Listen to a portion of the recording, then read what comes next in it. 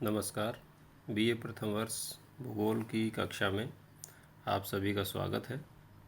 आज का हमारा टॉपिक है भौगोलिक समय सारणी, अर्थात पृथ्वी की आयु के बारे में हम इस पाठ में चर्चा करेंगे। पृथ्वी की आयु किस प्रकार बदलती रही है शुरुआत से लेकर वर्तमान काल तक। प्रिय छात्रों, जिस तरह से आपने हिंदू धर्म में पढ़ा है, समस्त पृथ्वी को 4 युगों में बांटा गया है। सतयुग, त्रेता युग, द्वापर युग और कलयुग। उसी प्रकार से भूवैज्ञानिकों ने समस्त पृथ्वी को 3 महाकल्पों में बांटा गया, पैलियोजोइक, मेसोजोइक और सेनोजोइक।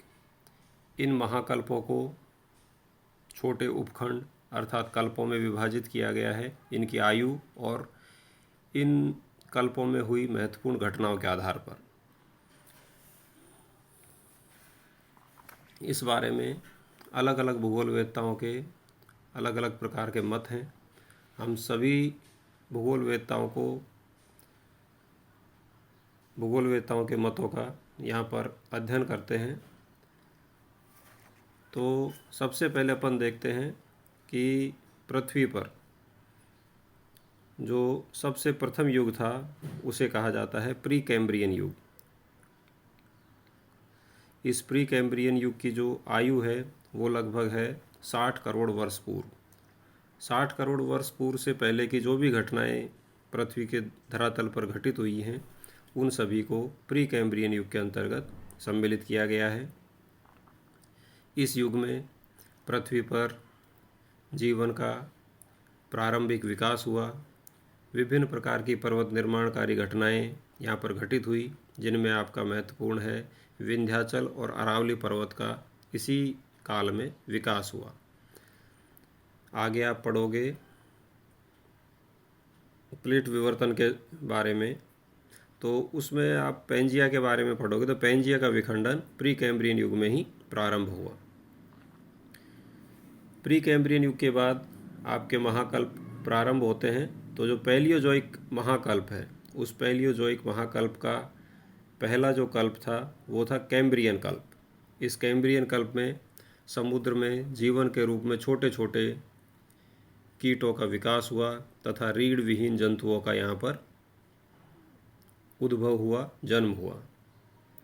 ये 60 करोड़ से लगभग 50 करोड़ वर्ष के बीच की घटनाएं घटित हुई थी। उसके बाद ऑर्डोविशियन, सिलूरियन, डेवोनियन आदि कल्प पृथ्वी के ऊपर इन कल्पों का विभाजन किया गया है पैलियोजोइक महाकल्प को। और इन तीनों कल्पों में डेवोनियन, सिलूरियन और ऑर्डोविशियन, इन सभी कल्पों में रेंगने वाले जीवों का विकास हुआ, प्रवाल का विकास हुआ, वनों का प्रारंभ यहाँ पर होने लग गया। पृथ्वी के धरातल के ऊपर मछलियाँ भारी मात्रा में समुद्र में पैदा होने लगी या इनका उपस्थिति पाई गई। रीढ़ की हड्डी वाले जानवरों का इसी युग में या इसी काल में विकास प्रारंभ हुआ और केवल समुद्रों में ही यहाँ पर जीवन का उद्भव देखा गया। अनेक प्रकार के ज्वालामुखी विस्फोट भी इन्हीं तीनों कल्पों में देखे गए, डेवोनियन, सिलूरियन और ऑर्डोविशियन में। इनके बाद में आता है कार्बोनीफेरस काल। इस कार्बोनीफेरस काल को 2 कल्पों में विभाजित किया गया, पेनसिल्वन और मिसिसिपियन। इनकी जो आयु है वो है लगभग 35 करोड़ से 30 करोड़ वर्ष पूर्व। इन दोनों कल्पों में शार्क मछलियों का विकास हुआ और वर्तमान संसार में अधिकांश जितने भी कोयला क्षेत्र हैं उन सभी कोयला क्षेत्रों के स्थान पर इन युगों में घने जंगलों का विस्तार था। वर्तमान में जो भी या जितने भी अधिकांश कोयले की खदानें हैं वो कोयले की खदानें इन्हीं जंगलों के धरातल में दबने के पश्चात और मेटामॉर्फिज्म होने के पश्चात इन जंगलों का कोयले के रूप में परिवर्तन हुआ। इसके पश्चात पैलियोजोइक महाकल्प का जो सबसे अंतिम कल्प है वह है पर्मियन कल्प। इस पर्मियन कल्प में शंकुधारी वनों का विस्तार हुआ और कीटों की भरमार होने लगी। तो ये था आपका प्रथम महाकल्प, पैलियोजोइक महाकल्प। उसके बाद में आता है द्वितीय महाकल्प, मेसोजोइक। मेसोजोइक महाकल्प को 3 कल्पों में विभाजित किया, क्रेटेशियस, जूरासिक और ट्रायसिक। सबसे पहले जो है वो है ट्रायसिक। इसकी आयु 23 करोड़ से 18 करोड़ वर्ष पूर्व की है। इस काल में डायनासोर का जन्म होने लगा। उसके बाद आपका जूरासिक काल है, जूरासिक कल्प है। इस कल्प में पक्षियों का जन्म हुआ, डायनासोर बहुतायत में पृथ्वी के ऊपर मिलने लगे तथा भारत में राजमहल और सिलहट की पहाड़ियों का भी यहाँ पर जन्म हुआ, उद्भव हुआ। मेसोजोइक महाकल्प का जो अंतिम कल्प है क्रेटेशियस, इस क्रेटेशियस कल्प में डायनासोर का पतन हुआ, फूलदार पौधों का विकास हुआ और दक्कन के पठार पर लावा का जमाव यहाँ पर प्रारंभ होने लगा। इसी कल्प में अमेरिका महाद्वीप में रॉकीज तथा एंडीज पर्वत श्रृंखलाओं का भी निर्माण हुआ। आपने जूरासिक नाम सुना होगा, कई मूवी बनी है इसके ऊपर, जूरासिक पार्क, जूरासिक वर्ल्ड। तो ये सभी जो मूवी की जो कहानी है वो कहानी अधिकांशतः इसी कल्प के ऊपर आधारित है, जब पृथ्वी के ऊपर डायनासोरों की बहुतायत थी। अधिकांशतः डायनासोर उसी कल्प में पृथ्वी के ऊपर मौजूद थे। उनके पतन के बारे में विभिन्न मत हैं कि किस प्रकार से वो पृथ्वी से नष्ट हुए। अंतिम जो महाकल्प है वो है सेनोजोइक महाकल्प। इस सेनोजोइक महाकल्प में 7 कल्प हैं। इन 7 कल्पों को 2 खंडों में विभाजित किया है। सबसे पहला जो खंड है वो है टर्सरी। टर्सरी युग के 5 खंड किए इन्होंने, भूगोलवेत्ताओं ने। तो टर्सरी युग के जो 5 खंड किए हैं उनमें है पैलियोसीन, इयोसीन, ओलिगोसीन, मायोसीन और प्लायोसीन। टर्सरी युग में धरातल के ऊपर घोड़ों का विकास हुआ है। घोड़ों के विकास के साथ साथ स्तनधारी जीवों का भी इस युग में विकास हुआ। इसी के साथ साथ हिंद महासागर और अंध महासागर, हिंद महासागर और अटलांटिक महासागर, दोनों महासागरों की उत्पत्ति इयोसीन कल्प में ही मानी गई है। इयोसीन कल्प में ही हिमालय की रचना भी प्रारंभ होने लगी। जब भारतीय प्लेट उत्तर की ओर सरकती हुई, खिसकती हुई एशिया की प्लेट से टकराने लगी, तो उसी के फलस्वरूप इयोसीन काल में हिमालय की रचना प्रारंभ हुई। ओलिगोसीन जो कल्प है, इस ओलिगोसीन कल्प में जिसकी आयु दे रखी है 36 करोड़ से लगभग 36 लाख से 25 लाख वर्ष के बीच, इसी कल्प में आल्प्स पर्वतों का प्रारंभ हुआ, इनका विकास प्रारंभ हुआ। उसके पश्चात मायोसीन और प्लायोसीन ये 2 कल्प हैं जिनमें व्हेल मछली का, वानर का विकास हुआ। और प्लायोसीन युग के मध्य में, प्लायोसीन युग में ही पहली बार लगभग 1 करोड़ 30 लाख वर्ष पूर्व मानव का यहाँ पर जन्म हुआ, धरातल के ऊपर मानव का उद्भव हुआ प्लायोसीन कल्प में। इसी कल्प में हाथी और घोड़ों की बहुतायत थी। भारत में मिलने वाली शिवालिक श्रेणियाँ जो हिमालय की एक भाग है, इन शिवालिक श्रेणियों का जन्म भी प्लायोसीन कल्प में ही देखा गया है, माना गया है। सेनोजोइक महाकल्प का जो अंतिम खंड है क्वाटरनरी युग, इस क्वाटरनरी युग का 2 कल्पों में विभाजित किया है, प्लीस्टोसीन कल्प और होलोसीन कल्प। प्लीस्टोसीन कल्प में मानव का विकास हुआ और बड़े स्तनधारी पशुओं का भी इस युग में विनाश हुआ। ये कल्प है लगभग 10 लाख वर्ष से लेकर 10,000 वर्ष तक के मध्य।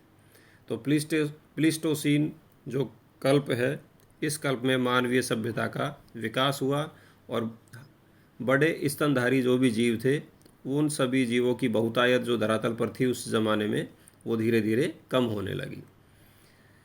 वर्तमान में हम सेनोजोइक महाकल्प के होलोसीन कल्प में जी रहे हैं और इस कल्प का प्रारंभ लगभग 10,000 वर्ष पूर्व होता है। अधिकांश जितनी भी आधुनिक सभ्यताएं हैं उन सभी सभ्यताओं का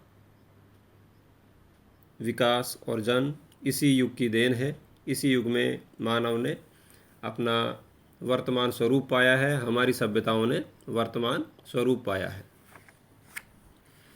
पृथ्वी की जो आयु है उस आयु के संदर्भ में भूगोलवेत्ताओं ने अलग अलग आधार पर विभिन्न प्रकार के मत प्रस्तुत किए हैं।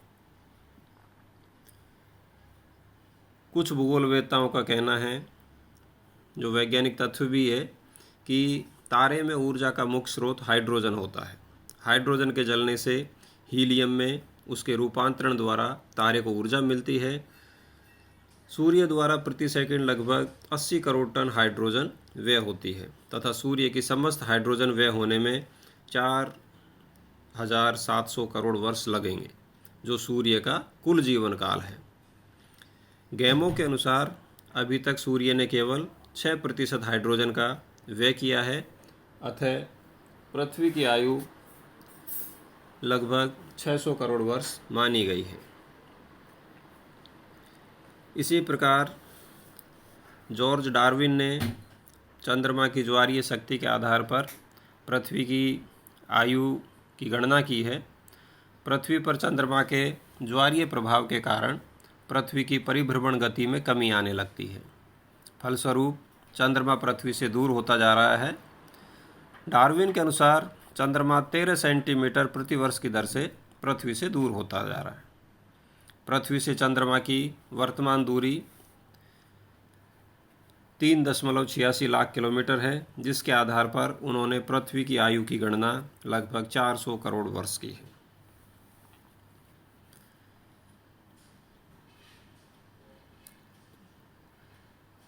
कुछ भूगोलवेत्ताओं ने सागरीय लवणता के आधार पर तथा अवसाद क्रिया के आधार पर भी पृथ्वी की आयु की गणना की है। भूगोलवेत्ताओं का मानना है कि सागर की उत्पत्ति के समय समुद्र का जल खारा नहीं था। वर्षा के जल तथा नदियों द्वारा अनेक लवण सागर में निक्षेपित हो गए। समुद्र में नमक की कुल मात्रा वर्तमान में लगभग 1200 करोड़ टन है। जॉली के अनुसार नदियां प्रतिवर्ष लगभग 16 करोड़ मैट्रिक टन नमक समुद्र में डालती हैं, जिसके अनुसार समुद्र की आयु लगभग 8 करोड़ वर्ष मापी गई है। अपरदन की क्रिया समान नहीं होने के कारण भूवैज्ञानिकों ने सागर की आयु लगभग 150 करोड़ वर्ष तथा पृथ्वी की आयु उससे अधिक मानी है। इसी प्रकार से अवसाद क्रिया के आधार पर भी भूगोलवेत्ताओं ने पृथ्वी की आयु का मापन किया है। भूगोलवेत्ताओं के अनुसार जिस हिसाब से महासागरों में कुल 600 करोड़ मैट्रिक टन अवसाद वर्तमान में लगभग निक्षेपित है, उसके आधार पर होम्स